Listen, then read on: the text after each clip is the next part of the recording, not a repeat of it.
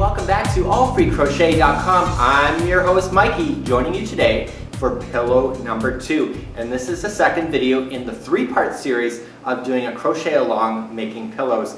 This here is pillow number 2, and we're working with a multiple of strings at one time in order to complete. So you're wondering to yourself a couple things. If you're not, I'm going to tell you that you're wondering a few things. Is that why would I have chosen a basket weave and complicated the stitches on this particular product, especially even on the back of this when you can't really even see that it is a basket weave? The answer is very simple, is that when you stretch double crochet over anything, the stitches tend to fall apart. Or not fall apart, but they tend to stretch, and you can see. So you can actually see the foam of this star if you look really carefully in behind. So what I wanted to avoid is that if I'm going to have something sitting on my couch and I want it to look really fabulous, I don't want to see the white of that pillow coming through. So that's why we've chosen the basket weave. In today's tutorial with this, we're going to take you through the materials that it takes to do this, but also showing you how to do it, and you'll realize how simple it really is. So let's get started. Before I take you down to the studio, this is what one of the panels looks like before you actually put it onto a pillow. The reason why I'm putting this part in the video is that I really want you to pay attention and look at this like it's a checkerboard. So you can see that there's squares. Okay, whether the squares are popping out or popping in. And this is the amount of squares that we need to look at when we're doing this product. When you see this, you'll notice that the square's popping out on this side, but on the other side it's actually indentating in. Okay, so what we have here is that when you look at it, you have 1, 2, 3, 4, 5, 6, 7, 8. You'll have 8 squares going across, and you'll have 1, 2, 3, 4, 5, 6, and 7. So you'll have 7 squares going up, and use that to help monitor yourself. On the very final, as you'll see in the directions, the very final, we just have to repeat the pattern one more time in order to make it to have 3. What we're looking for is every time we're doing a transition, we need to have 3 ridges that separate each one of these out. And that's how you know that you need to start switching your pattern in order to make the basket weave go in the other direction. And so you just have to look for 3. So when we started off, even though we're going to start off with the double crochet down at the bottom, we still have 3 ridges down here. So therefore we have to have the 3 up here before we can classify this as being done. And you'll be very surprised on how fast this will work. And now we're going to do pillow number 2. Now pillow number 2 here, it actually consists of 3 balls of Bernat Mosaic. But the way that I did it and explained it to you in the video is that if you want to maintain the continuity of the colors, you have to ensure that you have enough yarn. So what I'm suggesting to you at this point is that I'm just going to pull, I'm a person that likes to pull my yarn from the inside, so wherever I pull the yarn from, when I pull it out, whatever color the first one's going to be is where I'm going to start. So in this case I'm going to start with red. So I got to make sure when I go to pull out the center of this one that it's going to be in the red family somewhere, whether it's going into red or coming out of red, so that it maintains the consistency, and then the same for this. Now because I'm going to be wasting so much yarn when I go to pull this out, if it's at blue or something, oh, it's actually at red too, so that's good. I'm not going to waste any yarn there. I might get called a liar right here on camera. So this one's in the purple area here. So what I want to do is I want to maintain this red theming going on. So I'm going to need a 4th ball of yarn in order to make this work, because then I can use what's left in over here to be able to maintain the pattern. Because if I waste too much yarn by pulling it out to match, what's happened is that you're going to run out of yarn on one of these balls, if not 2. So let's get started, and I'll start you on your procedures. So here we have step 1, and I wanted to make sure that the strings are not perfect. So the right tinge of the colors are different. So as this works along, you'll see that it's changing color, and each one is changing color as it wants to. Okay. With every Bernat Mosaic ball, the color actually, this orange will not appear for another 2 times, so that you only get 2 of these color transitions within, or sorry, 3 color transitions within one ball. Now you're going to need a size N crochet hook, or a size 10 millimeter, and what I want you to look for is the groove. Now this one here, the groove is so small that when you're working with this stuff, it causes you to get really upset. It really has a hard time holding on to it, where if you have a nice deep groove on it, you will see that there's no problems at all. I originally started off with this one here, and I just was really upset with myself because I kept dropping my stitches. So let's begin. We're going to create a slip knot. We're going to use all 3 at one time. And off camera, what I've done with the balls is that I made sure that what I pulled out is not going to overlap with each other, so that they're not going to tangle. So let's create a slip knot as I just did, and I need to do 37. So just again, rowboat back, and just 1, 2, 3, 4, 5, 6, and 7, 8, 9, and 10. So you want to make sure you get it through all the strands. If you did catch on one, make sure you do back up and just get it off. So that's number 10. I want to go to 37. We're going to meet back up and we'll do the first line. I now have my 37 on, and you can see that it's more orange on this side than it is on this side, and the colors have already started transitioning, which is amazing. So now we want to come back and we want to double crochet ourselves all back across this chain. So I need you to go to the fourth one. So 1, 2, 3, go to the fourth, and we're going to double crochet, and we're just going to make sure that we're treating all of these strings, so this whole gamut of strings, as if it's just one string. Okay, and it's going to take you a little bit getting used to that. Okay, so you just got to make sure it's all grouped together anyway, so you should be able to see. And so you just double crochet normally, but using 3 strings at one time. And do you see how all the strings are not the same color? That's perfect. It's going to be a really amazing blanket, or sorry, pillow, when you're done with it, because the colors are transitioning on their own at their own pace, and it just looks amazing. So double crochet yourselves all the way to the back. We're going to do a double count before we move on to the next process, and we want to do that next. Okay, so we're now in the very end, and you can see the colors are again transitioning. So we want a total of 34 of these posts. Okay, and there's actually one left chain, so I might have missed a chain, or I might have not done something right. But what we can do is, because this is a pillow, this end piece, we can just tuck into the pillow on the corner, and you'll never see it. Okay, so that's a great way to kind of cheat. You know, part of crochet is knowing where to cheat and where not to. So there's 34, and we need that because there's 4 stitches for every basket part, and so then that will give you 8 across, so that it's 32 plus 2 for 1 on each side. So let's turn this material, and we're going to work our way up, and we're going to start the basket weave process. And how we do that is that we have to move ourselves up. Now we're going to be double crocheting on the post itself, and the posts are in between, so we're not even worrying about the stitches on top.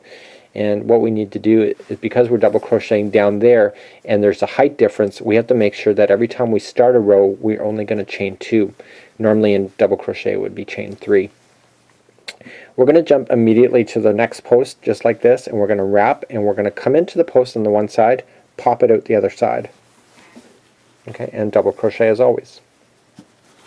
And we want to do that for a total of 4 posts. So this is number 2.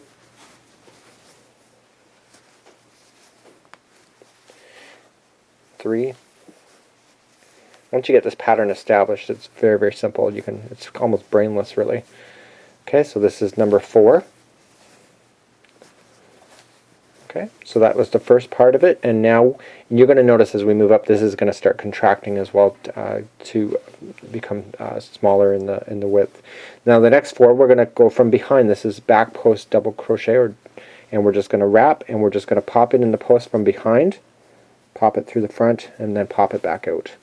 We only want that post, and we want to access it from the back.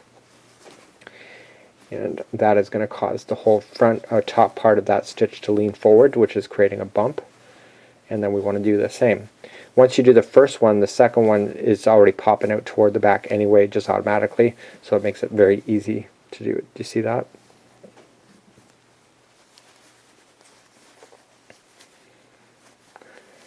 Okay, and so we're going to go again. So the next one, this is number 4 in the back. So once you get your 4 done, you're ready to transition forward. So the next ones are going to be in the front. So you're going to go 4 in the front. Again, so this is the front post double crochet. And I want you to do this all the way across. And you should end up, because you're on the front of this side over here, the last one should be on the back. When we get over there. So just continue to maintain the 4-4. Every 4 you just want to switch on what side you're working on, and then we'll meet up on the other side where we'll move on to your next step. You're now coming to the last section, and we should have 4 posts left and 1 piece in the end, which we do. And again, we're on the back, and you can see we're in a completely different color by this point.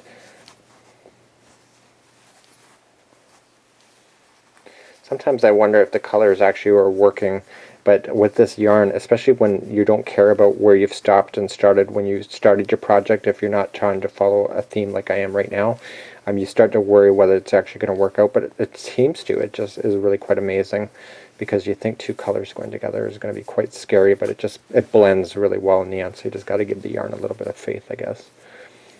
So we just did 4 in the back, so therefore this is the very end, so we have to half double crochet. The reason for it is that we're not going around that post, we're just going right into a chain section, and we cannot double crochet because it's not at the same height. Do you see how that's lower? That's higher, so we have to double crochet to maintain the height variance on that. So let's turn this material, and we're going to work our way up, and we're going to do the next level. And what we're looking at is that we're looking for these bumps, and we need at least 3 of these ridges or bumps before we can transition to make the basket going in the other direction. So let's chain up 2. And our rule here with this, if it's on the front, it stays on the front. If it's on the back, it's on the back. So these are on the front because you can see them. These ones here have the ridge, therefore they're in behind. So we just have to come in from the front if they're on the front, and we just have to maintain what we're seeing. Okay. And so then this whole row is about maintaining exactly what and following exactly what's underneath. And so let's meet back up on the other side of this line, and we'll move up, and we'll keep you going on this project. Okay, so now I'm just finishing up this line, and we're still maintaining what's on the front is on the front, what's on the back is stays on the back, and now we have the very last one here, and we're going to half double crochet that one. Okay, now we're going to turn it, and again we're looking for the bumps, and we need at least 3. So there's 1, 2. That one doesn't count as one because it's not there. So we have to maintain what exactly that you see here. So let's chain up 2 again, 1 and 2, and so what's on the front stays on the front, what's on the back stays on the back. So this is on the front side, so therefore we're going to do the front again. So it's just easy to remember how to do the basket weave when you're thinking in terms like that. I'm kind of having a little bit of a crocheter's remorse right now. I wish that I would have, see how the colors are almost blending too closely together? I almost wish that I would have just staggered them out a little bit more so that, you know, only one color is in that perfect shade, but it seems like they're all in that same shade right now. So, and it may change, who knows. So now the next 4 are on the back. And we just want to maintain what's on the front, it's on the front, what's on the back stays on the back, and we'll meet back up. And I can tell you right now, let me just finish this 4 and just give you a little bit of a tip. So that I find this one is the slower one of the 2, by the way. It's just a little bit slower to crochet to pull all that string through, but again, you get what you want, right? So you'll notice that there's now 3 bumps here. So 1, 2, and 3. So that means on the next layer going across, we're going to reverse everything to create the next form of boxes that are above it. So back again on the end, and we are going to half double crochet before moving up to the next level. Going up. Now we're heavily into blue, and now we're going to turn it. Now you can see now there is 3 bumps or 3 ridges here. We are ready now to transition the basket weave. So this is a set of boxes, as you can see down here, and let's chain up 2 and begin that process. So 1 and 2. So the rule is that we want to transition and move things that are on the front to the back and vice versa. So these are on the front, so we want to move those to the back. So we're going to double crochet and grab it from behind now. Okay, and that's going to pull those backward for a double crochet. So let's do those, the first 4. You can clearly see it then. So you can already see it starting to pull it backward. We're just creating that ridge.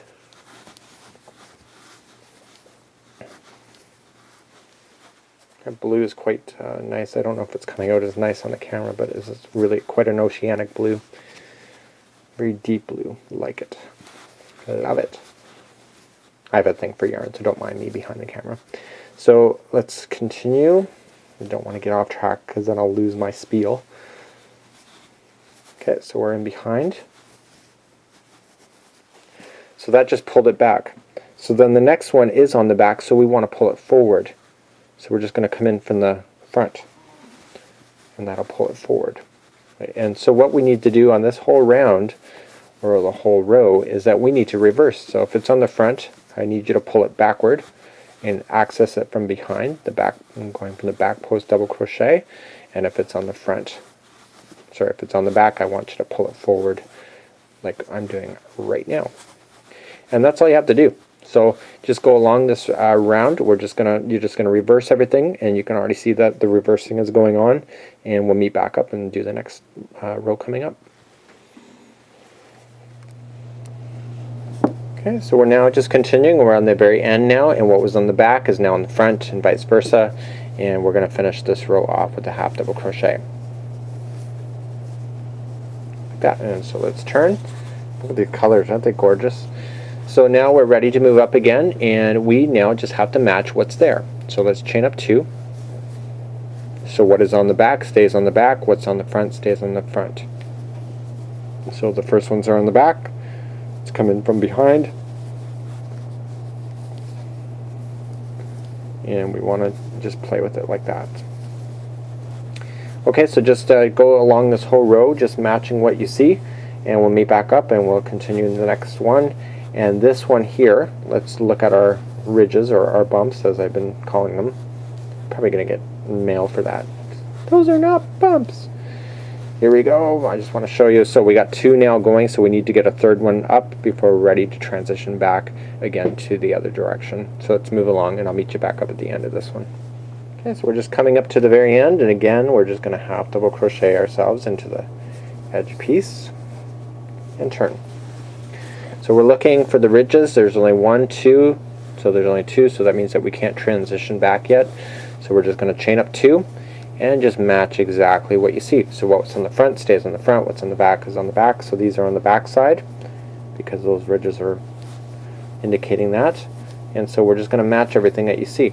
So let's match everything on this row, and then we're going to move up one, and we're going to call this tutorial quits for this particular panel. And then I'm just going to give you a brief overview. The back of this particular project has a black identical piece to this, and I just want to show you how to operate that yarn before we let you go. So just matching everything for this, and we'll meet you back up in a second. Okay, so we're still working. What was on the front is on the front, and what was on the back is on the back, and this whole row has caused the third piece to show up, so the third hump, I guess you say, or ridge. So that means that the next one we get to start transitioning everything back as if we were doing this whole section down here. So we're on the very end, so let's half double crochet into the chain in the end. This green's lovely too. So let's turn it, and now we can see that we do have our 3 here. So we're now going to transitioning everything back. So we're going to chain up 2, 1 and 2, and the whole thing of transitioning is about bringing the front to the back to the front. So this is here is on the back, so this time we're going to come in through the front, and now we're going to, this is changing this whole next level, because this is going to make another box formation that is going to be on top.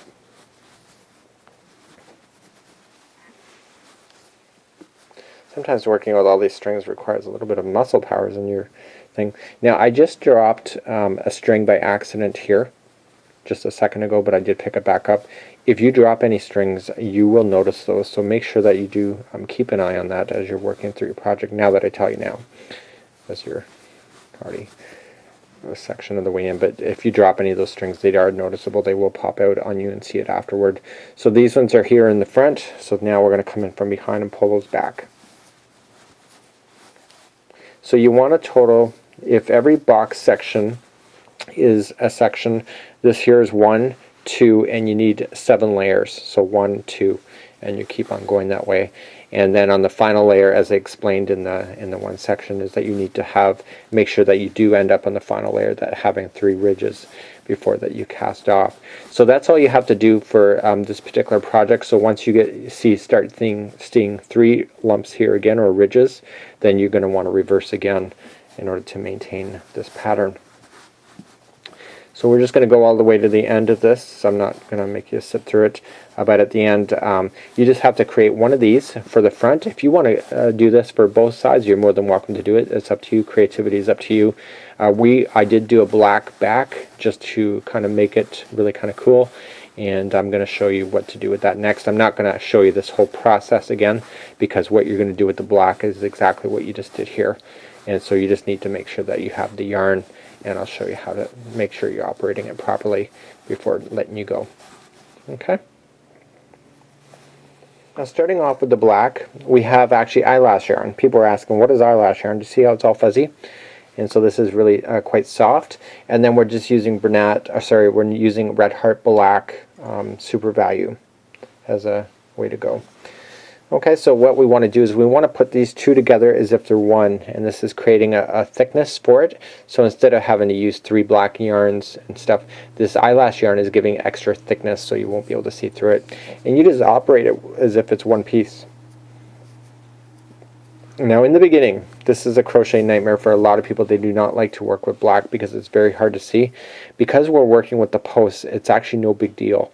But it's just going to be a little bit more challenging here when we go to do our back section there.